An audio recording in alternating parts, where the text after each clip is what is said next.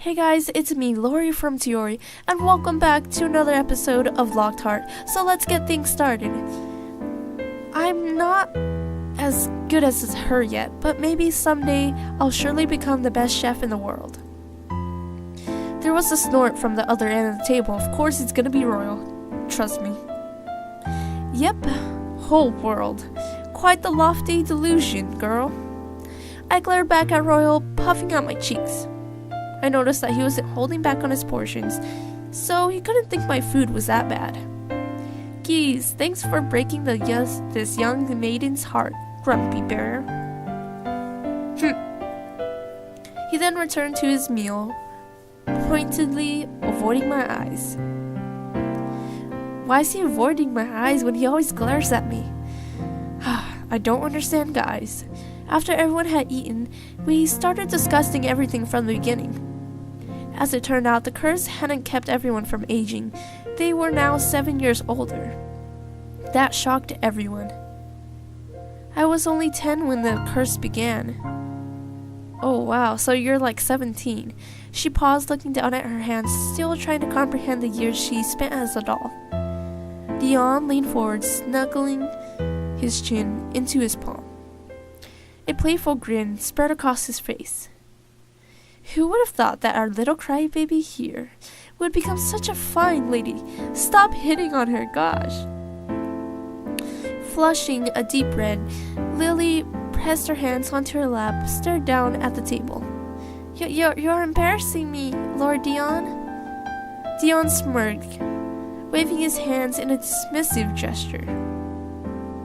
How many times do I have to tell you to simply call me Dion? We're practically family now. Flinching, Lily shook her head vigorously. I can't do that, Lord Dion. You are a member of the Deluxe family, and I will always address you formally. With a shrug of faint defeat, Dion bobbed his head in Sol's direction. Then how about you, Sol? Even now, you call him Prince. I had a smile behind my hand as Lily's cheeks went scarlet, and her voice sounded more panicked than before. Well, Prince Sol doesn't mind, so... Oh ho, really, Sol? He turned his head towards his brother, his smirk widening, and his perfect teeth flashing. Sol's smile was gentle and unassuring as he lifted a cup of tea to his lips. If Lady Lily wishes to call me Prince, that is fine with me. Although I have to admit that it is quite embarrassing. I am no prince after all. But you are! Aw, they look so cute! He offered another smile at Lily's outburst, causing a new outbreak of red to stain Lily's cheek. She fidgeted where she sat, glaring at Sol from beneath her pink cotton candy bangs. Since I had arrived here, I noticed that Lily acted shy around Sol. In the few conversations we shared, she would speak highly of him and marvel over his princely charms. It was cute, though Sol seemed oblivious to her crush. Gosh, that guy. Sol, ugh. How lucky are you, little brother? Still teasing, Dion reached over and snagged a biscuit from Sol's plate. Sol didn't say anything, his eyebrow lifting in confusion. Huh? Dion let out an exasperated sigh. I'm so disappointed in you, Sol. You dense bastard. Never mind. He stretched his arms forward and wiggled his fingers. Anyways, I'm quite pleased that I grew up into such a handsome man. Like before, Royal's snore answered Dion from out of nowhere. He lifted his hand to his ear, brushing off some of his dark hair back. I never expected Royal to look so attractive with his dark complexion and piercing silver eyes. Aura, get your life together. You need to focus on getting out of here. Okay? Thankfully, he hadn't noticed that I had been staring at him all through our late night feast. Too bad you're still so short. And you're still as scary looking as ever.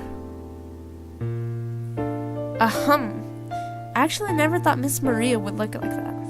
In an instant, the mood shifted. Both Royal and Dion snapped to their attention and didn't dare to continue their banter, or else they'll get killed by Miss Maria. Miss Maria lowered her hands from her mouth and paused, her lips pressed into a prime line. It still baffled me how young Miss Maria looked. She was quite beautiful. Her raven black hair was long and silky, her skin smooth, and she seemed more physically fit than me. Gosh, there's so many sentences on how they look. I can see. I'm not blind. When she had been introduced as the nanny, I had assumed Miss Maria was nearing her 50s, like a harsh grandmother that sparred no one. Anyways, going back to the original topic, Royal, you're saying that light appeared when Aura was near Lady Gold? Yes. He glanced at me for answers. His expression crinked with annoyance, as if my existence was troublesome for him again. I thought we were on okay terms. Not great, but okay. But with everything that happened, maybe our relationship status was kinda reset. Great, back to square one again. An odd sadness tightened my chest. But Lady Gold has yet to return to normal, so it means that the curse is still not broken. Miss Maria sighed and crossed her arms as she considered her statement with care. An air of disappointment passed over the table. Despite the fact that everyone was human again, the unending loss of Gold hung over them.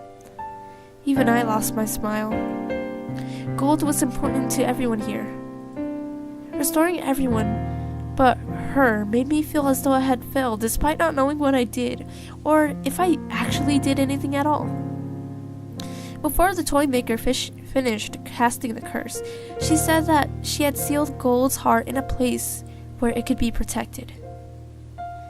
And only when her heart is returned to her shall the curse be broken. Well, if I was a witch, I would make sure the curse couldn't be broken at all, and I wouldn't tell them hints to how to break it. This toy maker is dumb. Well, I looked at her in surprise, trembling a little under her firm stare. Her gaze was intense, even though I knew she wasn't angry with me. Perhaps Aura holds the key to finding Lady Gold's heart. My mouth dropped open. I wasn't expecting her to reach that conclusion. Me? Could it be that Lady Gold's heart is stored within Lady Aura's? I spun towards Lily, feeling even more confused and surprised. What the heck are you guys talking about? I had felt a strange warmth while I was in Goldie's room, so if Lily was right, I shivered a little. At that moment, an evil aura developed near the end of the table. And of course, it's Royal. When I looked, I saw Royal with a frightening expression on his face, his smile bordering deranged. Now, be a good girl and give me your heart. Don't worry, I'll be very, very gentle. Eek! I don't think that's gonna work, Soul.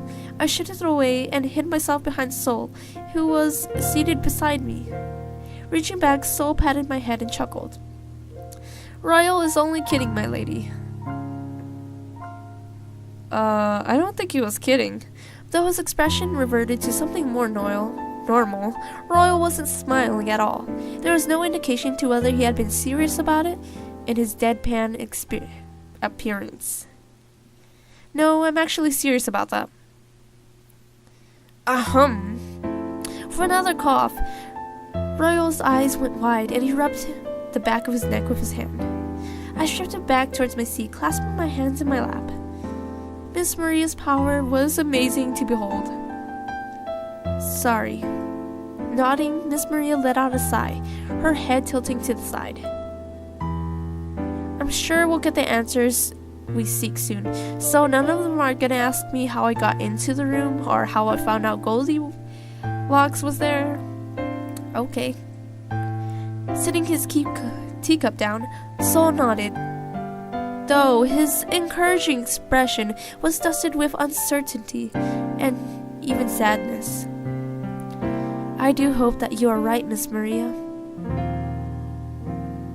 I'm sure everything will be fine. Hopefully. The discussion carried on well into the night. No one seemed tired, though I suspected their internal clocks would eventually catch up to them. The sleepless night came and passed for me, but with excitement over what had happened, it was easy to stay awake. Warmth filled my chest as I listened to their stories and saw how happy they were to be human again. Even though I did not believe I did anything to bring them back, it felt good, thinking I might played a part in that. Somehow. After a while, I noticed that a certain grumpy bear, of course Royal, was missing from the table. I blinked a few times, trying not to distract anyone else, as I struggled to remember when I last saw Royal. Eventually, though, my curiosity got the better of me, and I politely excused myself, claiming that I felt tired enough to sleep. Once I was free, I set out on my secret quest to locate Royal. It's our mission. After a few minutes of walking, I came to the hallway leading to Gold's room. There was something odd about the door handle. I creamed in my brow in confusion, sneaking closer to investigate. The door was ajar. I thought Royal had closed it when we left. I snuck around the door, hoping that I was as silent as I thought I was, and peeked inside the elaborate room. Kneeling before Gold was his right hand, nestled underneath hers was Royal. I could only see the outline of his profile, but from the downward curve of his lips and the way he tipped his head, revealing his sadness and devotion to her. Whoa, so Royal's in love with Goldilocks from what I think? Oh, that's so sad. He reminded me of a knight who was loyal to his princess, yet regretful that she was still beyond his reach. I heard his voice fill the room. Get out, Aura. You cannot overhear this conversation. I will not allow it. I'm gonna stop playing this game. Joking, but you really shouldn't eavesdrop. I'm sorry. I saw Royal bow his head, shoulders drooping as though he was carrying a heavy weight on his back. He must be tired of hearing my apologies every single day. But what else can I do? We continue to move on and live while you remain lifeless. This is all my fault, if only I... Royal lifted his head again. The cloud outside drifted, unfiltering the moonlight and letting it shine on his figure. There was something so lonely about that shadow that reflected upon delicate golden carpeting. The guilt I bear is overwhelming. I fear you'll never forgive me. If I'd been stronger, maybe this would have never happened.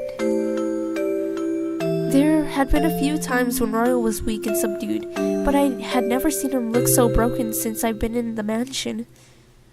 Okay, I'm wondering what's going on.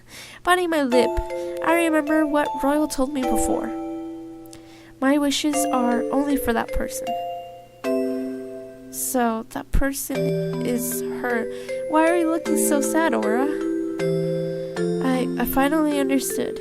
Royal would probably deny it if I asked him directly about his feelings, but watching him just now was more close to the truth than any answer he'd give. Royal was in love with Gold. I knew it. I called it. Yes. I unconsciously drifted back a step, pressing my lips together to keep aside from escaping. Aw, Aura. I suddenly felt wrong to be standing there, witnessing a scene only meant for the two of them. I told you, Aura, get out of the room. I knew I should leave before Royal found out I was eavesdropping. Okay, then hurry it up and move. Still, there was an ache in my chest, intensifying with each quickened beat of my heart. Maybe, just maybe, if I stayed longer, I could find out why Royal thought this was his fault. But this is so wrong. Get out. What should I do? Well, guys, I'm gonna stop it here. Thanks so much for watching. Make sure you click that like button and also subscribe to this channel for more videos like this. And also, see you guys soon. Bye.